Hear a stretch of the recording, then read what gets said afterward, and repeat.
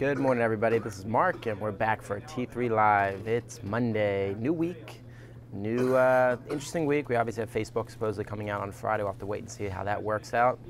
But we did have an interesting week last week, Friday. We've had lots of downward action for the last few weeks, exacerbated by the fact of Friday's action with JP Morgan, the $2 billion losses. It, quite frankly, still is not unwound yet, so we'll have to see where that falls.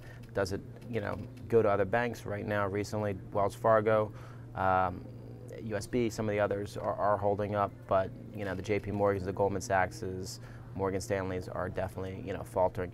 This market wants lower. It feels like it. It seems like it. How it happens, it's not very smooth at this point in time. Right now we're below the 1340, which was a little bit of support. 1320 is the next level of support. And again, if you go back to the spiders, if we close below the 134.30-ish, you're going all the way back to February, where would be new lows, and the next level of support is probably around 131, 130-ish. So we are definitely, in correction mode.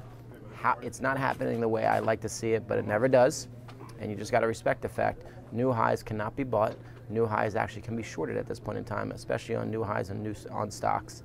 And trust the fact that these rallies are not lasting. It's becoming very transparent that we're rallying a little bit when we have a pre-market gap down. We're rallying a little bit, in the morning, and then the buyers get exhausted, and then we get new sellers coming in. And the sellers at this point are in control, and you really have to respect the fact that that's happening. There's no leadership, and all these high beta stocks that really were leading us at this point in time have really taken a break and are grinding down. They're not really, buckling at the knees yet, but when that happens, that probably will be close to the bottom. For that, right now they are just grinding down slowly, and you look 4 days later and they're all 2 to 4% lower, and you're like, how did that happen? That's just how this market's trading. We are at the point where it's selling may go away, so you really have to respect the fact that there's really nothing on the horizon to really lift us, understanding that the European news, the Greece news, is really affecting us day to day at this point in time. You got to keep that in tune. From a stock point of view, from a week point of view, I'm not that excited about the week. I don't see a whole lot for us to really lean into. I've been out of my swings for probably a good part of 2 to 3 weeks at this point in time.